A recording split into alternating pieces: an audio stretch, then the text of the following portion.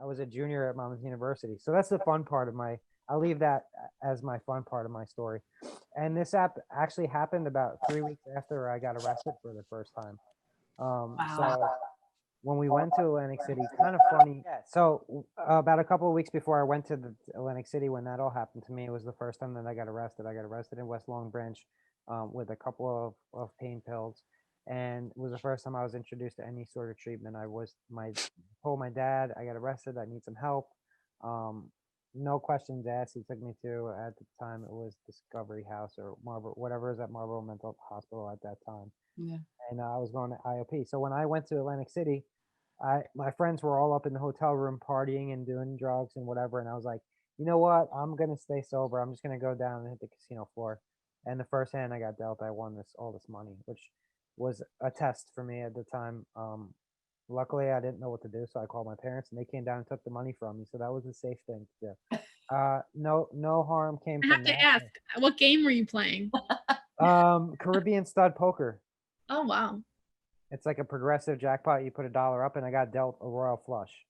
Wow. Yeah, it was wild. Um, Insane. Maybe one other day I'll tell that whole story, but for today's sake, we'll just leave it at that. But I did. I bought myself a brand new car. I bought myself a brand new Infiniti QX4, which is like the Forerunner, I guess. It's a four-wheel drive one. It was awesome, and like for me, that was like my ticket to just like party and celebrate. And I ended up getting drunk and driving that car, a brand new Infiniti, into a lake in Homedale. If anybody knows where the Best Buy in Homedale is, drove it. Yeah, see, I see Rich shaking his head. He might even remember reading about me in the newspaper. So I drove my Infiniti into the lake, and I literally, I almost, I, I didn't realize it at the time, but now looking back on it, and after talking with the cops, like I literally almost died because the front of the car was in the water and the engine was underwater, so nothing should have worked. But somehow I was able to click the key and get the window to roll down. I was able to swim out the window. Wow. So DUI, all that. I graduated. Well, that's a whole nother thing. Like it cost, I basically couldn't even make an insurance claim for the car, so that whole like $40,000 out of that 130 was gone. But so I went back to school. I was able to finish school, graduated with 3.0, and within 6 weeks after that, I was at my first treatment center in Florida. I was addicted to heroin at the time. Ran out of the pain pills. I couldn't afford the pain pills anymore. I was in trouble with the law because of the DUI accident, and I guess at that time I thought that was a good idea for me to switch to heroin that all my friends were doing. So I went to treatment in Miami in 2005 when I graduated, and the treatment industry, and I'm sure Carly can agree with me on this, the treatment center now is a lot different than the treatment center um, theory was in 2005. So what it looked like for me at 21 years old, I was 21 for 6 months, was I was in detox for a few days, and then I went to a treatment center. This is in the middle of the summer in Miami.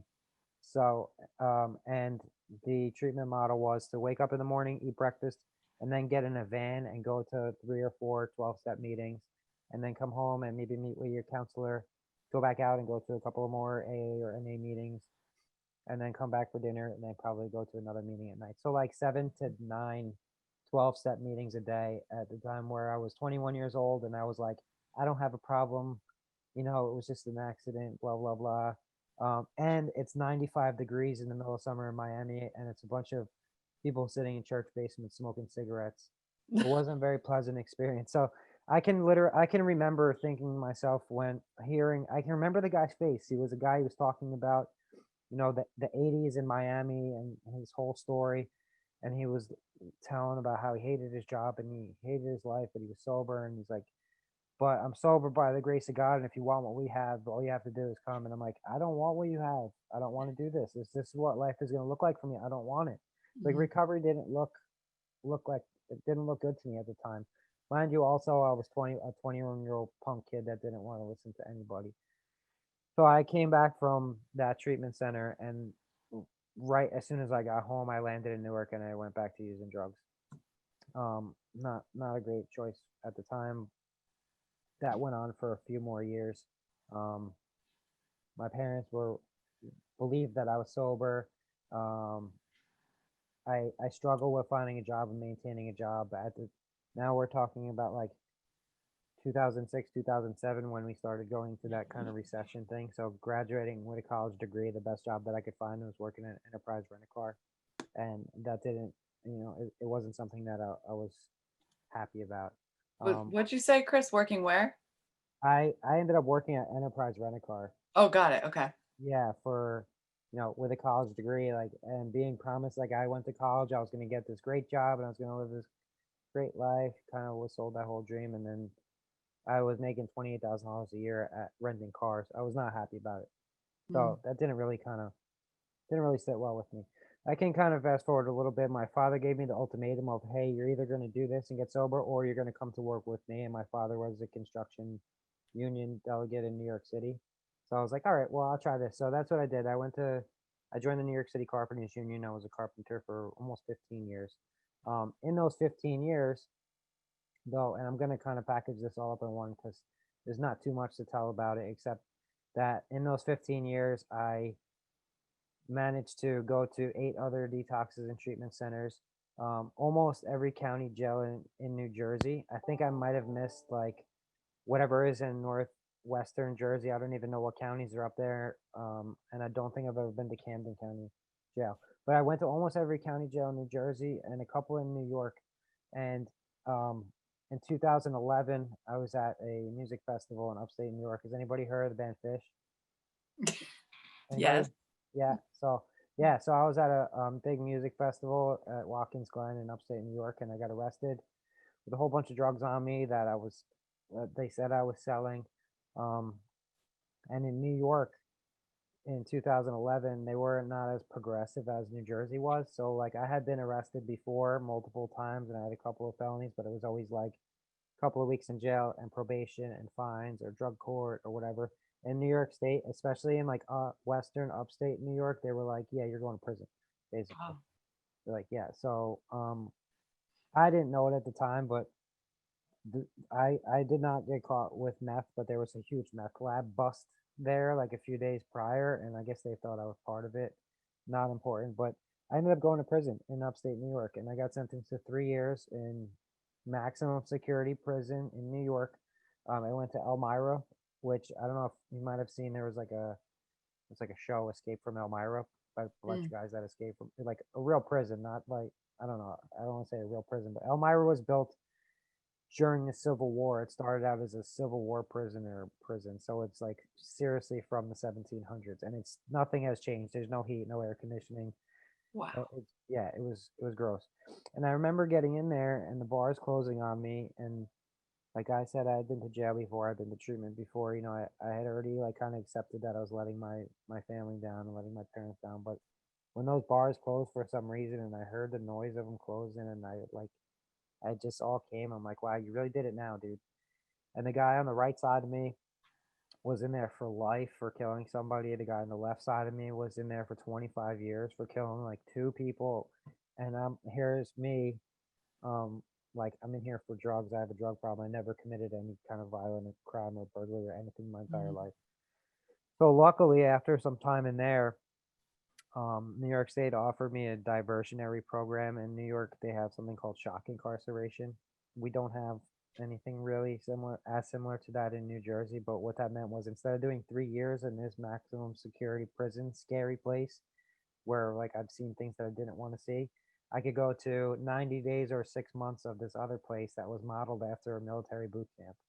So it meant for 6 months I was going to wake up at 4:30 in the morning and say, "Sir, yes, sir," and march everywhere that I had to go to. And if you've ever seen any of those prison shows where you have a green jumpsuit, we had to iron our jumpsuit so that there was creases in it, like in the military, and make our bed so there was hospital corners. And the drill instructors would come by and bounce a quarter off it. And if the quarter didn't bounce, they would take all of your sheets, throw them out the window, and you have to crawl through. It was wild. All this stuff. I mean, it was meant to intimidate you and break you down and humble you a little bit. And I didn't, it was scary to me at first, but I didn't care what I had to go through for 6 months. I didn't want to stay in prison for 3 years, so I was on it.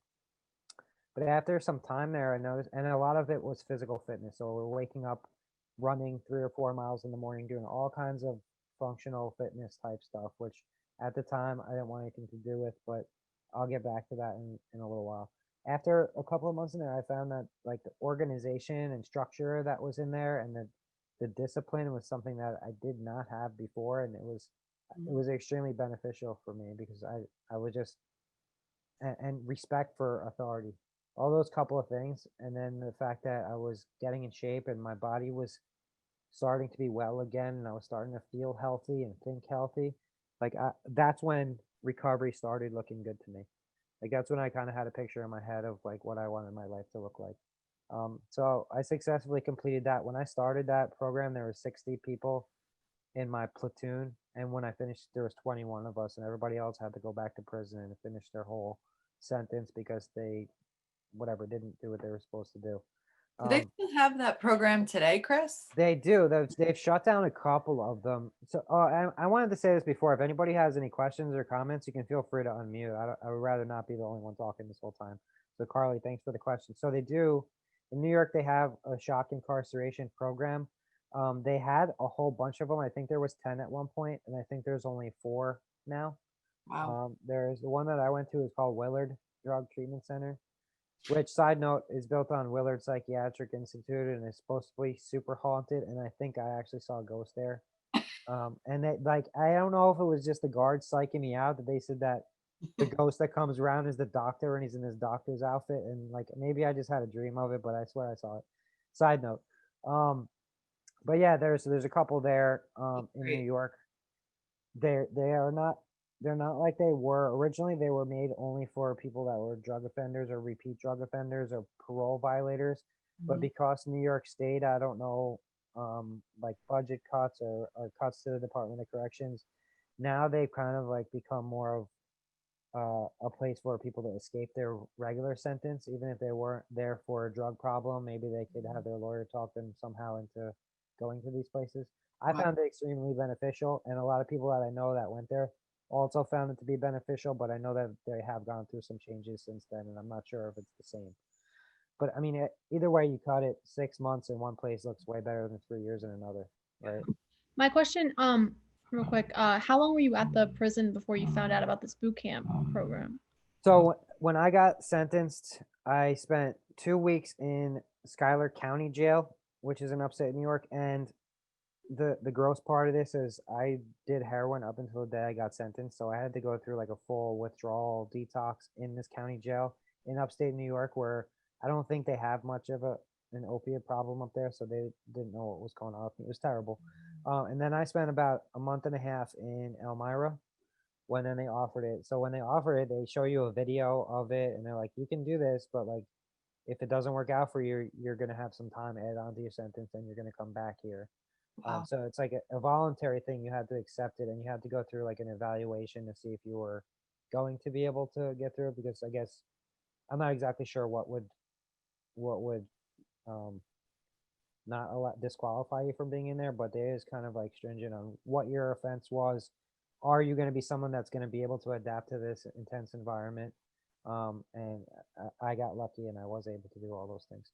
So all told, my whole sentence was probably March 28th through September 28th of 2013. So that between 2011 and 2013, I was still in this mindset that I was like, I'm going to take it to trial. I'm going to beat the case and blah, blah, blah. And then finally I was like, I can't do this anymore. And another thing too, while that was all going on, I at the time was still going to church and was still religious. I went to Catholic school my whole life. And I remember like praying for help. I'm like, I can't stop doing these drugs on my own. I need help. And when I got to that place and I've like had this older man sitting next to me and was just talking to him like, yeah, I really messed up now, blah, blah, blah. And he's like, I told him, I'm like, I've been praying for help. He's like, well, this is the help you've been praying for, man. You don't have to look anymore. It's here. And I'm like, I mean, this isn't what I thought it would look like, but I guess you're right. Right. Like Mhm. this is, and here's one fun fact too. When I was in there, my parents were always really good to me. They always gave me everything I needed. They always got me out of jail if I was in jail. They always gave me a place to live. They no matter how many times I messed up, they always gave me another chance. When I was in that jail, when I was in that prison, I called them from the prison, and my mom and my dad had forwarded their calls to their cell phone, and they were laying on the beach in the Bahamas. It was the first time that they went on vacation together since I was born, because they never felt comfortable going on vacation, leaving me home while I was running the streets because they thought something bad would happen.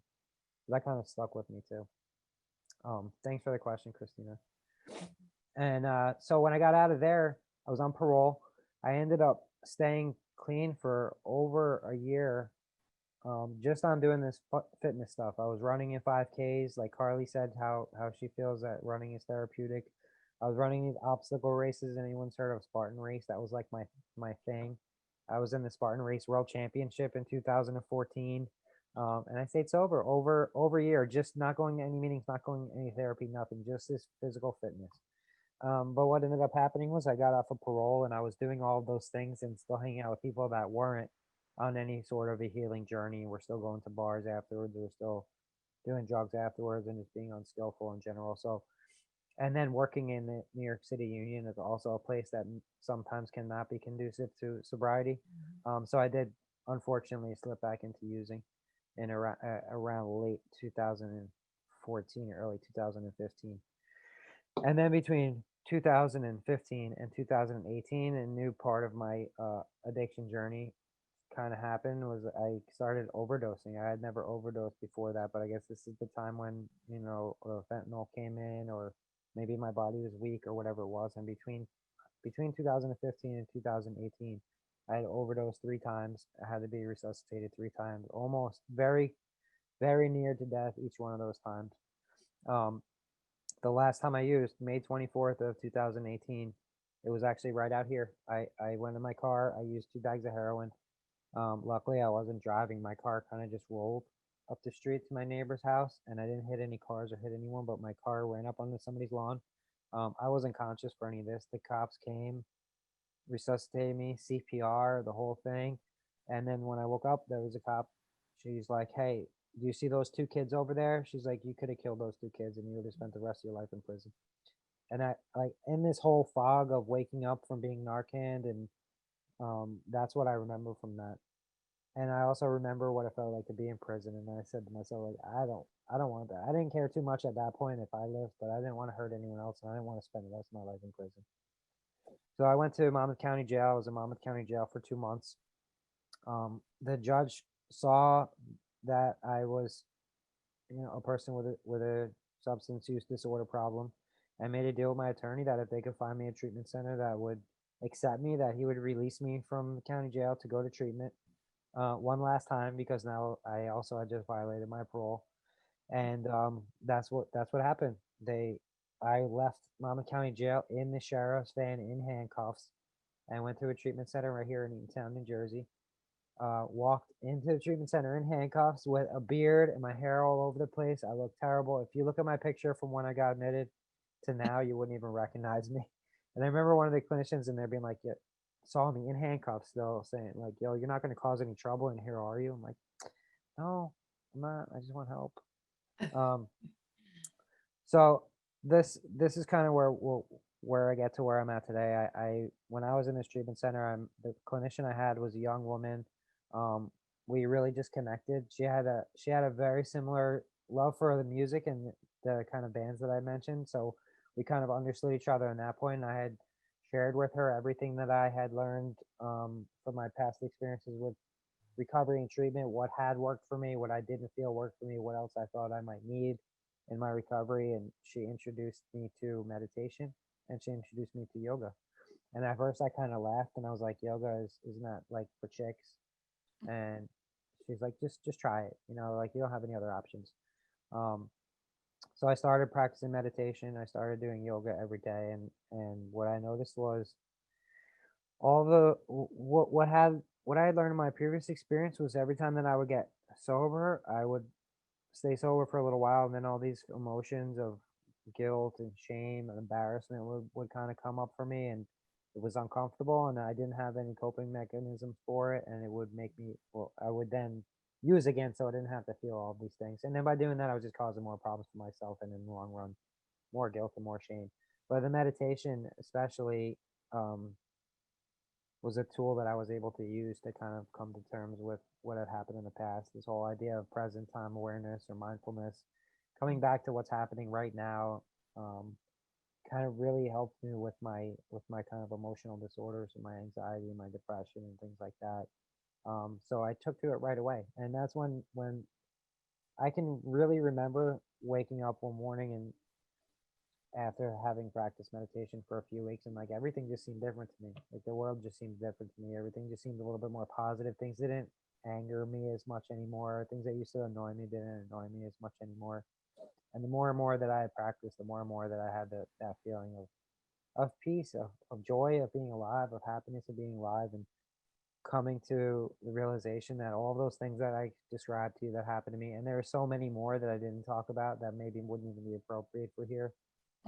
But if any one of those things didn't happen, I wouldn't be here. I wouldn't be, maybe I'd still be alive, maybe I'd still be sober, but I wouldn't be the program manager or meditation instructor for the Phoenix, New Jersey, making friends with people like Carly. Any one of those things could have been different, and I wouldn't be here in this exact instance. So where I found Phoenix is while I was in that treatment center, somebody came in to teach a yoga class and said, "Hey, this is cool that you found yoga and you found meditation. What are you going to do when you leave treatment?" I didn't have any money. I wasn't going to go and pay, $150 a month to join a yoga studio or a CrossFit box or whatever. It's like, we have this awesome thing called Phoenix. It's free. The only thing you have to do is have 48 hours of sobriety. Everyone in there is on some sort of a healing journey, whether that's healing from a substance use disorder or some sort of a mental health um, challenge or eating disorder, whatever it might be. Everyone is sober and it's free. Just come hang out. And I just never left. I became a volunteer. I became a meditation instructor. I became a certified peer recovery specialist. Eventually, I was hired as a part time employee. And then in February of 2020, I got promoted to be the program manager for the whole state of New Jersey, which was its own fun challenge because I went from being what we used to be to what we adapted to, which was fun, and I met it with curiosity and joy. And now that person who, and I just recently actually got, I guess I would call it a promotion, but now I also manage part of I help manage the Philadelphia and Pennsylvania programming as well. So now I manage everything that happens in the state of New Jersey and the city of Philadelphia. And the woman who introduced me to all that is now my supervisor, one of my very best friends. And she manages New York City, New Jersey, Pennsylvania, and Florida. So we have a sober active community. Um, we do things like yoga, CrossFit, mountain biking, running, meditation, pretty much anything that we can do for fun that's active and healthy. We'll put it together and do it. Tomorrow night, I'm going indoor climbing at Gravity Vault in Middletown. Um, and we just launched all of our live streaming classes. So I'm also one of our live stream instructors.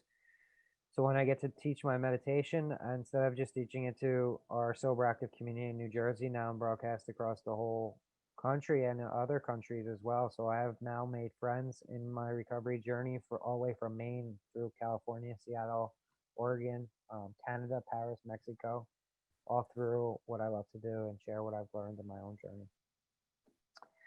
So if anybody has any questions, I would love to hear them, love to answer them, or if you relate to any part of my story.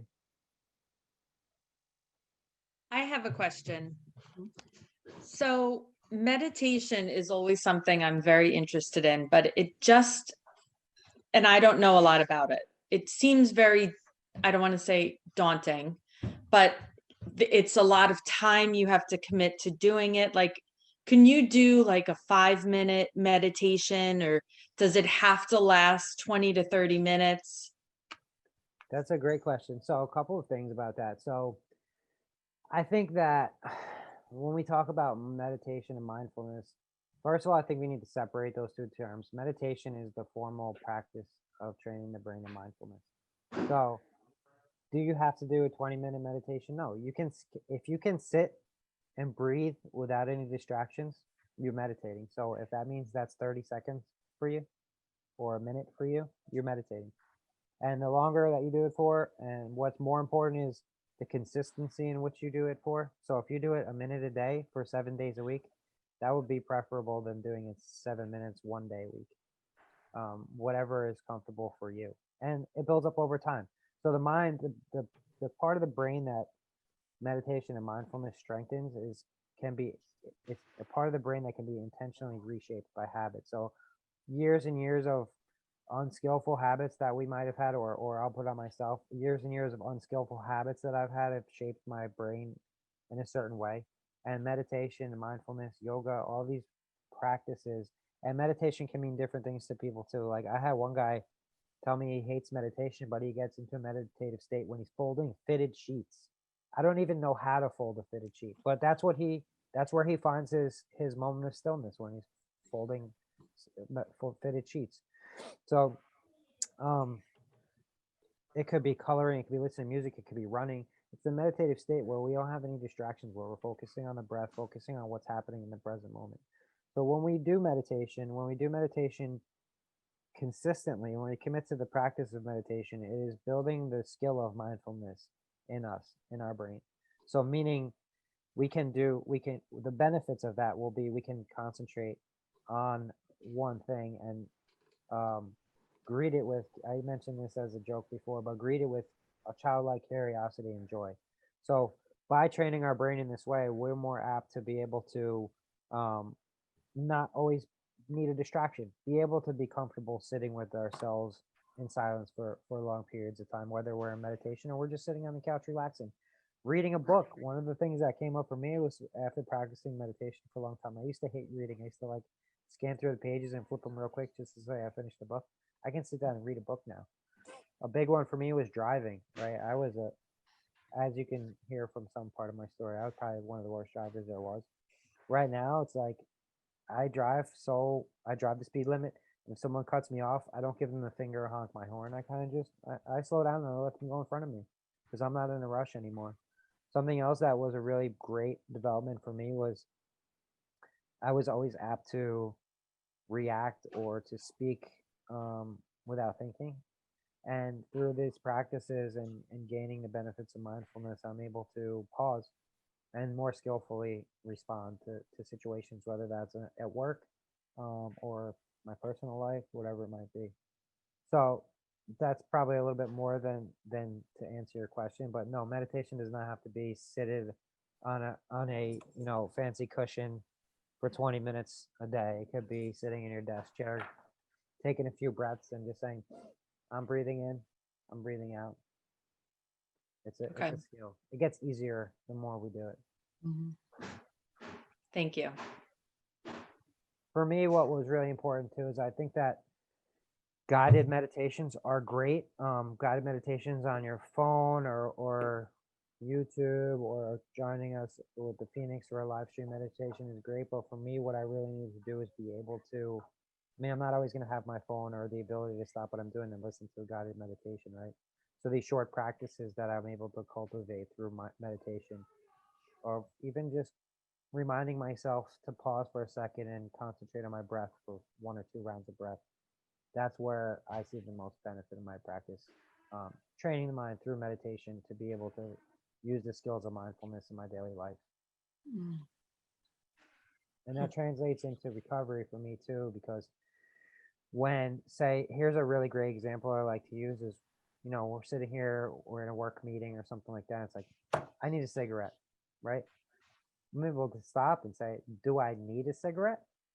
Like, I don't need it. I mean, what's going to happen if I don't have I don't smoke anymore, by the way, but just using this as an example, I don't really need a cigarette. My body's telling me I have a craving for a cigarette, and I'm able to think a little bit more about that. It's like, why is that? And maybe it's because something agitated me and I just need a break, or maybe it's because I'm physically addicted to it. But I have the opportunity to investigate those cravings, whether that is for a substance or a cigarette or food.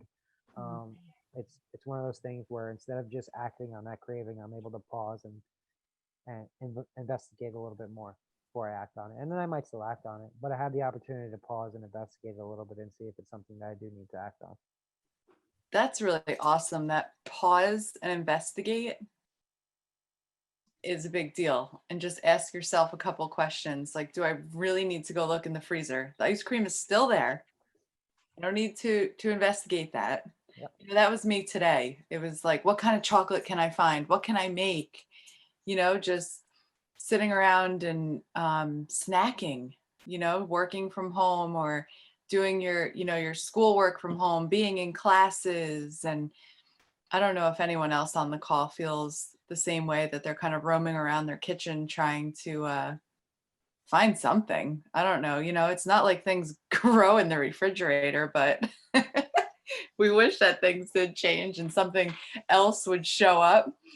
But I love that. Just pause and investigate, any type of thought that we have. I'm always rummaging for candy, Carly. That's like exactly what I was rummaging for. Always. That's a great example, right? What are you really hungry or are you just bored? Yeah, And it's something we can stop and be like, most of the time I'm just bored. I'm not really hungry because I ate a huge meal for lunch. exactly. Yep. Hi, Chris, Bridget. Blown away by your story. I'm a member of recovery too for many years. And what I want to say is, first of all, I'm so surprised that I don't really know about this organization, but I've heard of it, but I don't know much about it. And, I'm in a 12-step recovery program. That's my recovery, but I do so much more outside of that to help myself. And I love that you have this community that sort of gives you, or people in recovery, like the steps to do it and the opportunities to connect. Because that part of recovery is always like outside of the 12-step thing. Like, oh, you also have to learn how to meditate. And then people go off and get involved in church but this is like all set up for you. And I just absolutely love that concept because it's so much more, it's physical, it's mental, it's meditation. It's, getting your finances in order. It's getting your employment in order. And I think like for me, when I finally found a place, I was in a sober house in New York City, and people thought that was a crazy idea. You're going to go to New York City. That's where I wanted to be. That's the place that I felt alive and happy, where I could find a career for me in my field in fashion. But the house was set up so that it wasn't just a 12-step recovery. That was part of it. But we also had to work on getting a job. We had to be physically fit. We had to meditate. We had to volunteer. So there was all things that we did to like enrich our entire sober life. And this is just, to me, this is like ingenious because this is such a thing that people have to do on their own. But if you're young, like if I was a young person, I'm 42 in You're still recovery. young. If I were 20, like I don't know that I would know how to connect and, sort of discover all these different aspects, which really you want to be happy in recovery. What's the point of getting sober without being happy? So like this is giving the whole picture. So I absolutely love it. And I am curious, what do you guys consider yourself? People don't come here for recovery, but this is just a way to connect people. Like if you were to describe it in a couple words, how would you describe this organization? So we are a sober active community. So I Okay. think there's really a couple of things that you brought up that are really important to that is one of our community standards is that there is no one right way to recover. So like you said, a lot of our members are members of a 12-step community. I am not. I do another fellowship. I go to therapy, and I do lots of other spiritual practices outside of there. Right. But you said, the social connection piece. When I got sober, I was 34 years old, and I had been basically getting high since I was 16. I don't know how to meet people or how to socialize it. Like, where do you meet sober people? Like I had said, when I got out of prison, I was doing all these fun things and healthy things with the same people that were still drinking and drugging. Yes. So for me, it was all about the community connection. It really, all of these things are great. Climbing, yoga, fitness, they're all awesome things, and they're all a way for us to leverage that intrinsic transformational power of those activities. But it really comes down to community connection because there's sometimes, like I said before, we got together and painted pumpkins on Halloween. A bunch of adults painting pumpkins and laughing, and it was one of the best times I had in a long time. And it's all about that, right? We all come from different backgrounds and we come together for the same reason, just for community connection. Love it. So important. Thank you. Thank you. Awesome.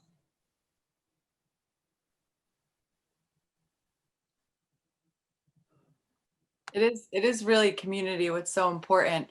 And we have so many on the call tonight that I kind of want to get your thoughts on, you know, if any of you have seen the new Tigger House Foundation space. I mean, you know, it's a safe place for all of us to go if we have ideas, if we want to have game night. I don't know if, you know, you've seen it on Facebook or, you know, what are some of your thoughts and ideas for this space? Because, you know, we're all here and open to what you think. We saw it.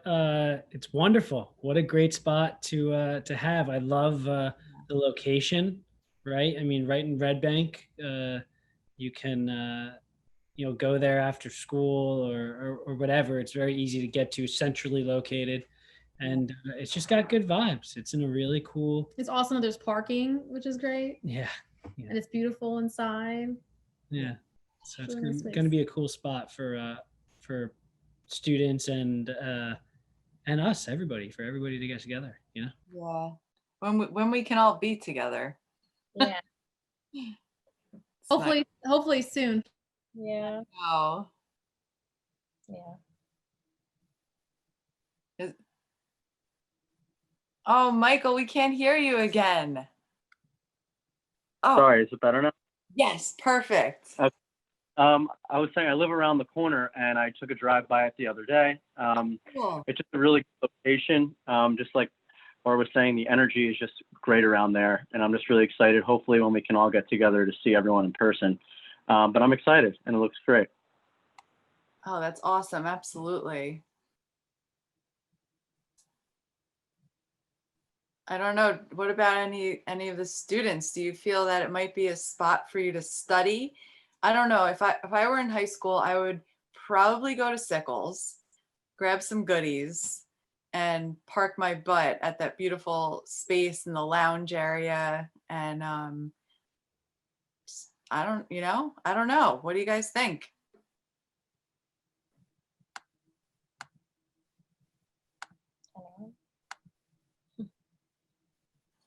I can't spark anything, huh, Dan? For sure. Just how you guys are describing it, it sounded great. Because you guys are talking about how you have a whole setup with like couches and lounge chairs and TV and everything. So it's definitely going to be a community area where we can all get together like casual. So it'll be a great place to meet with the whole student alliance. Can't Yeah. wait. Absolutely. And I think, you know, it just brings a better vibe. You know, we used to sit at a conference table and, you know, you guys were in school all day. And I think, and even for us too, you know, we were in conferences and meetings all day. And I just think having this space that we can make our own, you know, where you can put, I don't know, so many of you, I don't know why you guys are so quiet, but you're all crafty and you all have these great skills that, you know, we want to be able to display in this space. So, you know, we're not going to go out and buy artwork because I know that you guys, you know, someone on here is crafty. And we just, you know, we want it to be your own space. And I can't wait to go there. I know we invited Chris to come from Phoenix. So we'll probably have a night where he will be there. And others, you know, to come and speak and kind of share their skills. I don't know, Rich, you can do some cooking. What do you got going on? Yeah, I'll bring some ice cream. I don't have a problem with that. A couple pints, always a good thing. Ice cream. Homemade ice cream, right, Rich? Can we get a cookie? Oh lesson? yeah, I'm sorry. I thought that was understood. Yes, yeah. So I'm sorry. It's a long day. So to be honest with you, I think it's going to be a great space. I think that bringing Chris would be great, especially, you know, if you can do maybe a meditation course. I think that'd be kind of sweet. Not going to lie. Yeah. Right. You know, being an ex-martial artist and second-degree black belt, I've always gone back to meditation and it does help. You know, I mean, hell, it helped me pass all my major exams and certifications and licenses for the career that I'm in right now. Because like you said, it kind of brings you back into focus. So, yeah, I'm very excited for the larger space. No longer the small, tight conference room fitting 20 people around a table. So, and I'm a big guy too, so it's tough. Big guy in a tight space. It's like a fat guy in a small jacket. It doesn't work too well. I knew you were going there, and if you weren't, it was a missed opportunity. Nope, I was going right there. I mean, come on, I teed it right up, like a bad golf shot, No, I think it's gonna be great. I really do. So Awesome. Carly, can we see it? Like, or like maybe, Absolutely. you have a Yeah. virtual tour that you can do right now? Wants to come visit. Amy and I are usually there. Just give us maybe a call or a text just to make sure we're there. You can come see it. We will definitely start putting some stuff on the calendar. I mean, Chris, amazing presentation. Your story, I could have listened to it all night. And I agree with what Bridget was saying. I really didn't know a lot about what you did, but wow. And I hope that we could promote it more, but we'll definitely put together something where we can do a meditation. I'm sure we can come up with something that is safe for everybody to attend. And even if we share the space next to us a little bit, we're next door to Open Heart Yoga. So I think that they might even let us use their space as well. And we could have double the room. But yeah, to anybody who wants to see it, absolutely. And we're going to be posting pictures hopefully soon too. We're hoping to do some kind of grand opening, maybe February-ish. We want to see when Lisa can come up from Florida because we want her there too. So definitely, keep a lookout in your emails for that. But like I said, any day, anytime, just call, text me, call or text Amy or Carly, and we'll make sure we get you guys in to see it. cool. Thanks. Awesome.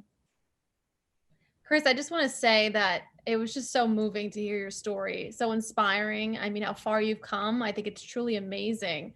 It's just so moving. Thank you so much for sharing your story. Thank you. I appreciate it.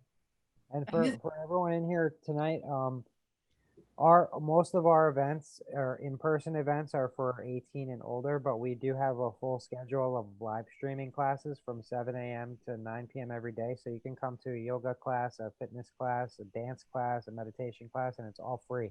All you have to do is sign up on our website and you'll get a Zoom link.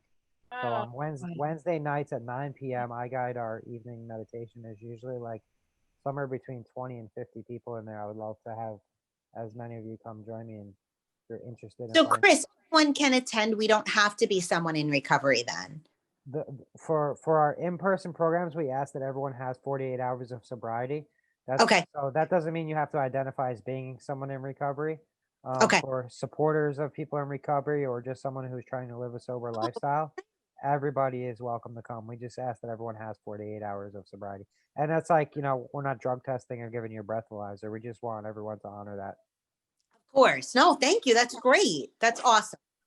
I'm going to type the website in the chat here and also my email. If anybody has any further questions, feel free to reach out to me. And I would love to have everyone join me for a short meditation.